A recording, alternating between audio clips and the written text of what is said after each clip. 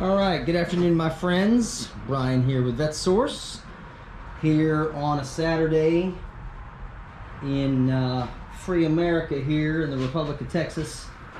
So today I was actually going to be working outside, but kind of turned into earlier kind of a rainy mess, high 40s, low 50s kind of situation, which kind of pushed me back into the garage because even though I'll work through all that kind of stuff, it just was kind of didn't want to have to deal with it. Plus I had some work I could do on old Thor here, the 427, so I figured I'd go ahead and do it. So if you read the title of my video, of course, topic I'm going to be talking about today will be old cars, vintage Corvettes, and fire. Okay, so this is one of those things that a lot of people overlook when they build their vintage cars. In fact, I see it a lot in my end of the business, being primarily in the salvage side of the business, where I deal with wrecked cars, damaged cars, flooded cars, things of that nature. And just because I was curious, before I shot this video, I went over there and looked, and between Copart and Insurance Auto Auctions alone, there are in the neighborhood of probably 150 to 200 vintage cars pre-1970 that all have fire damage, from burned to a crisp to the ground to underhood fires, interior fires, and things like that. So the reason I'm going to focus on this is because this is kind of one of my pet peeves personally with cars. A lot of people get into paint and body, a lot of people talk about mechanical, drivetrain, things of that nature, interior, but wiring is a big deal on cars, and it's something that doesn't get talked about a lot because it's just not really, it's kind of more an afterthought. Specifically, if you look at the aviation side of the business, really aviation, general aviation, and military aircraft especially, there's a lot of attention to detail paid to the completeness, right? All the components are there. Like, for instance, when I was a AH-64 Apache crew chief in the Army, a lot of our mornings were spent before combat operations checking to make sure the aircraft had all of its pieces installed, everything was in the right spot, and things of that nature. And with cars, and a lot of it's centered around wiring, okay? Because especially in Apache, it's a battle-hardened weapon system. You don't want anything missing. You don't want things to go bad and a fire starting cockpit or in the engine compartment, because your pilots are obviously, their lives depend on it. So with cars, a lot of this stuff gets overlooked. And even now, like I said, we're 2020 and we've got vintage cars that burn to the ground on a weekly basis because a lot of times wiring gets overlooked, clips are not installed, clips like this, what I'm going to be detailing in this video, things that just should be there and they're not, because we don't do these kind of inspections on cars on a daily basis, and it's kind of an afterthought, like, oh, it's there, it's working, it started. One thing that's interesting, if you're younger, you may not even know this because you're used to cars having every creature comfort you could think of. Your air conditioning, your heated leather seats, your Bluetooth, all that good stuff. But all the way even up into the mid-70s, you were lucky if your car even had an AM/FM stereo, and you were really living the dream if you had an 8-track, okay? So the reason I mention this is that way back when, cars didn't even have alternators. And when they first started out, the Model Ts actually had what's called a magneto, which is what you'll see on lawn equipment now that fires up your lawnmower without a battery, right? I don't know if you've ever noticed, if you've mowed the lawn, there's no battery on it now, except for the self-starting lawnmowers. But if you just got a regular old poor man's push lawnmower, you're pulling that handle. It's almost like pulling the crank or ripping the crank on an old Model T without a starter on it, because all it had was magnetos that fired the cylinders. And it was technology that was adapted from hit and miss motors. It's way back in the 1800s. I'm not going to get into that, but which is kind of the birthplace of the internal combustion engines right after the steam engines. But you had magnetos on the early brass era cars. Then they switched over to generators, which were producing DC and AC power both.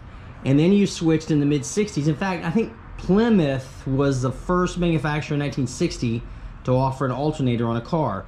Now, the thing about alternators that people don't understand or even think about is that an alternator is producing AC power. Now what's AC power? AC power is alternating current power, and in the wild it can actually be rather dangerous. Okay, it's the kind of power that runs through your house, 120 volt. Now of course in a car it's only 12 volts, so it's not going to kill you if it shocks you, but it's enough power to start a fire if you've got wires misrouted, wires shorting to ground, wires going the wrong direction, old wiring, bare wiring without proper insulation, all kinds of stuff.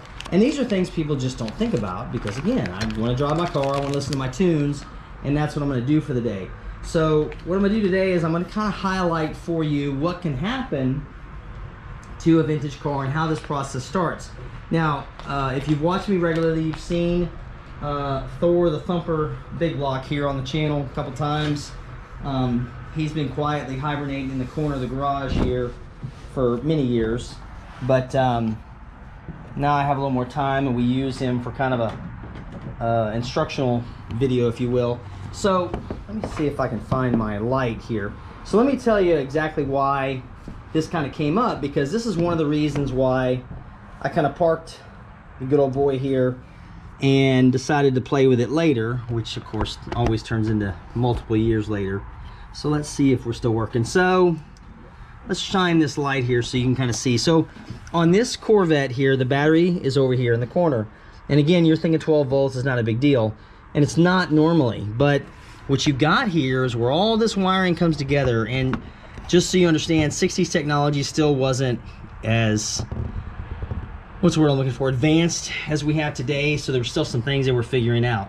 So you see this main harness runs through here and down underneath here to where our starter goes, right there. And then of course our battery, there's the starter down there. Our battery cables just run from here, right here, down to the starter. And the negative actually just bolts to the starter on the starter bolt, believe it or not. That's how simple this is. So these are things that very quickly, if the brackets are not in the right place, see how it's got these brackets here that hold these wires away from the back of the motor. If these brackets are not in place, or if something, say for instance this battery cable hit against this exhaust manifold right here, right, which is exactly what happened to this car many years ago when I was driving it one time. It hit and I caught it right when it did it. I was just being aware and put the fire out with my hands, of course. It was just enough I could grab it and snuff it out. But these things will catch on fire in a heartbeat, and then you'll lose your investment. So this is kind of a, you know, informational, fun video, but it's also a video that if you're thinking about investing in a classic car, you really need to have somebody, if you're not capable of it, inspect your wiring and consider replacing it. Or at the very least, if it's a car you just got to have, keep a fire extinguisher in the car. That's the golden rule, guys, because a fire extinguisher can stop a small problem from becoming a big problem, because small fires you can take care of pretty quickly. So what I'm going to do today is, the reason I pulled these clips out is what had happened with this car, and the reason, part of why it started the small fire, was this clip right here.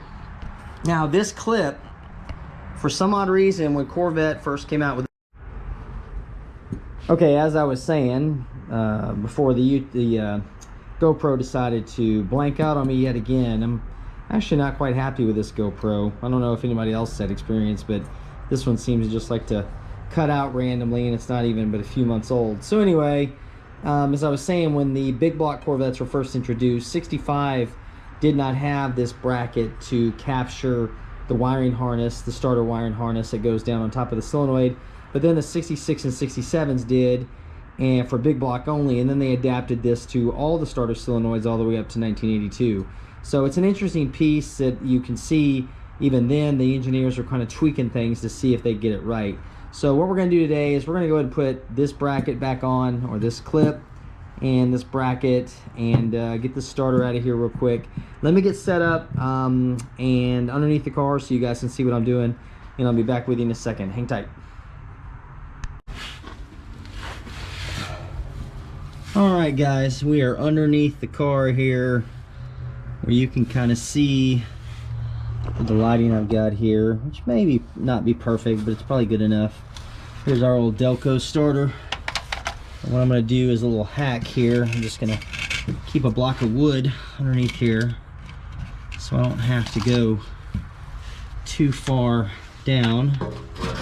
I'm just going to take these bolts out here if I can find it. Hold on a second, where'd you go? So we're just going to get the starter down so that we can, oops, wrong way. Am I going the right way? Yeah. So we can get this out of here.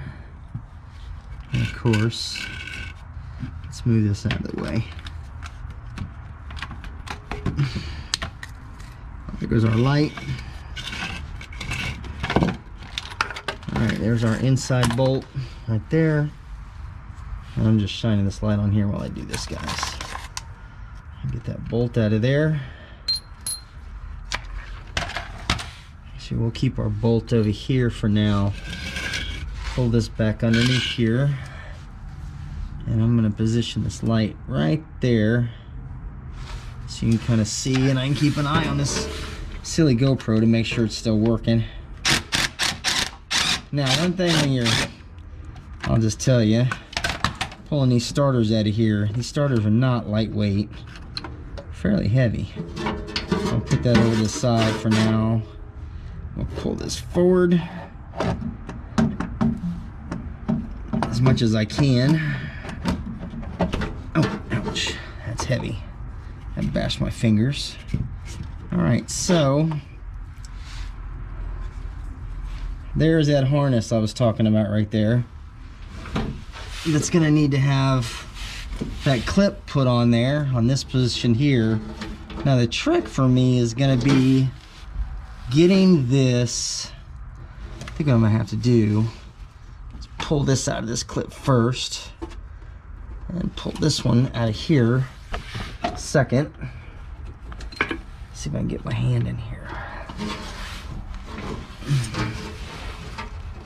while we're on camera.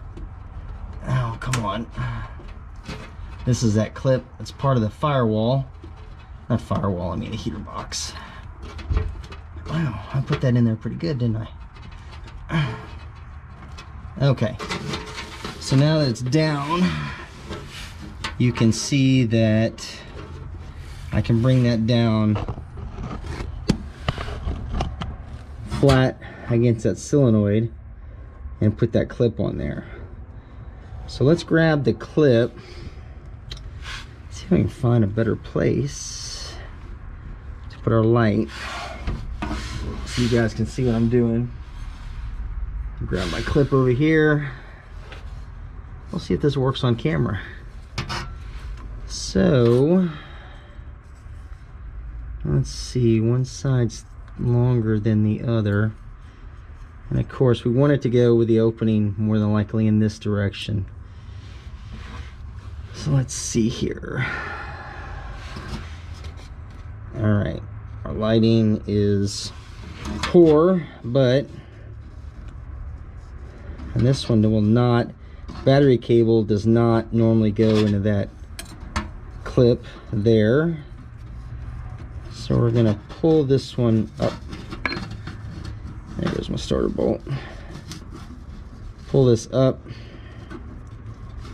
and over this.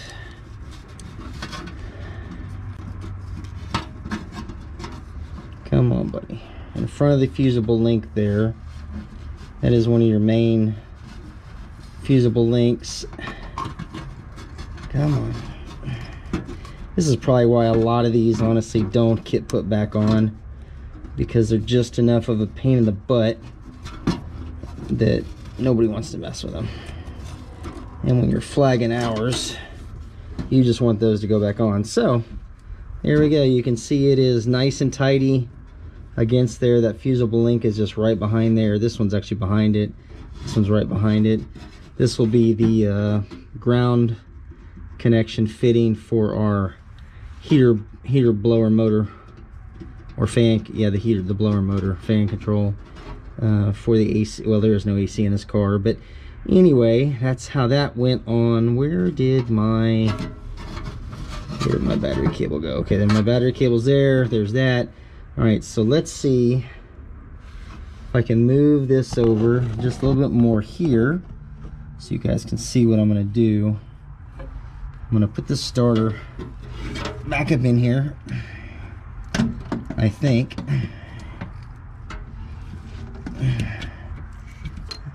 Cable was stuck there. All right, we're going back up in here again. And there's my 2 ground cables, battery ground and the heater ground. Let's see if I can get that in there. Come on.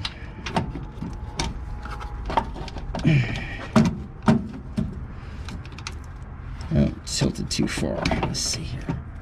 And where is that bolt hole? See if I can get this before I get too tired for it.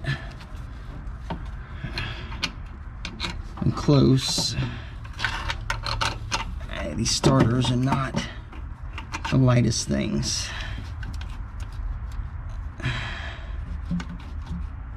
There we go. All right. There's that in there. See if I can get my elbow out of here. So our other starter bolt going in on this side. Over here.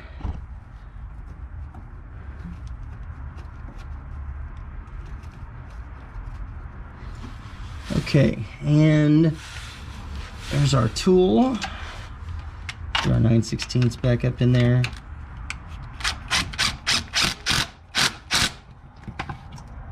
And we go real careful here so we don't mess things up.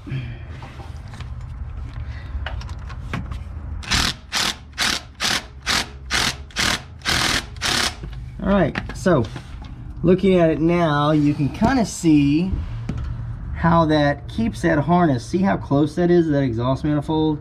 Now, once I put that battery cable back in there, good Lord, I gotta get the medium on for this thing. So, we will put that cable back in there. It keeps that away. It's supposed to keep that away, but man, that thing is close. Okay. I'll look at that a little bit later off camera. And then this one goes over there on that heater box. And you can see, for the most part, I am kept away from the exhaust manifold. However, that battery cable is running next to the block.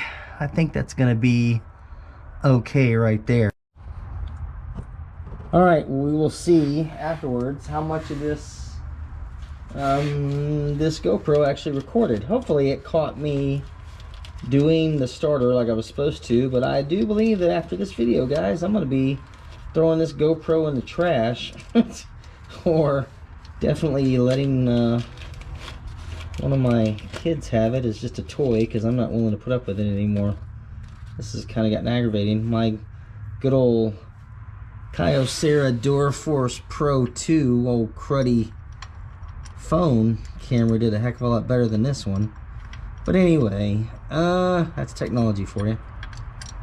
That's why I like working on this old stuff. So, we've got the bracket in place. This is our starter brace in the back that keeps that starter from kicking out or flipping over when it activates the car, or activates the engine, I should say. Spins the engine over. So we're going to go ahead and put that on too, and that's going to button us up down here at least. Let me see if I can. I know you're in the dark. Give me just a second here. I think this one here is going to be a 3/8. Yeah. I'm not sure though I can get my tool in there. I can actually get my tool right there to get that one done. So, okay. So essentially, guys, this is, you know, in the weeds type stuff that I'm doing here today. But again, I can't even stress how important this is.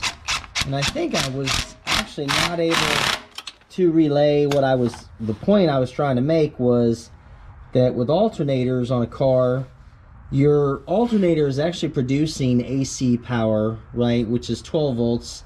Same stuff you'd have in your house, but you know, by divided by a power of 10. So instead of a 120 volt system AC, you've got 12 volts.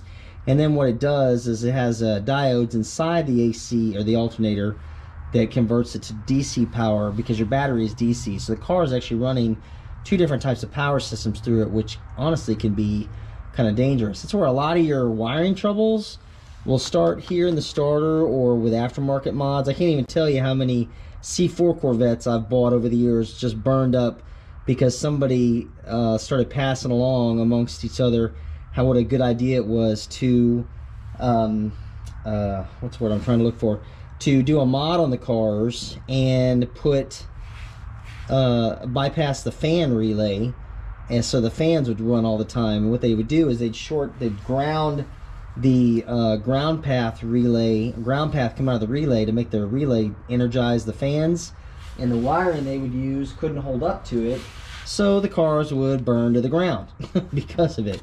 So if you see C4s that are burned up, especially around the driver's side where the battery's at, more than likely it's because of the fan relay. So anyway, just again, it's an important step to take when you're building your car. Make sure your wiring's good. You'll hear me talk about it a lot through my videos. I'm going to wrap this up today because I need to go grab my 3/8. I'm kind of doing this manually. But anyway, I'm going to wrap things up, and I'll be back because I've got a lot more fun stuff to do in this car. I need to change this oil pan. I don't even know how this old boy has survived all these years with this munched up oil pan. In fact, I have notes from the original owner in his notebook when he actually damaged this back in 1971, I think he told me.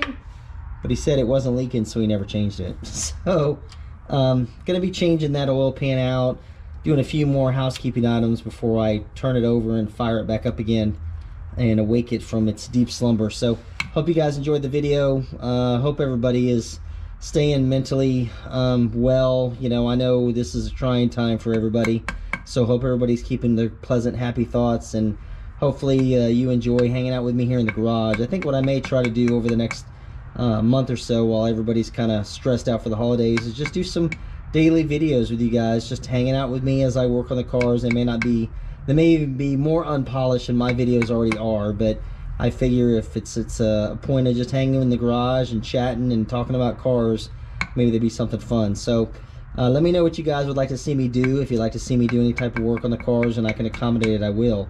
But from there, we'll just talk next week, and we'll see you guys then. Thanks.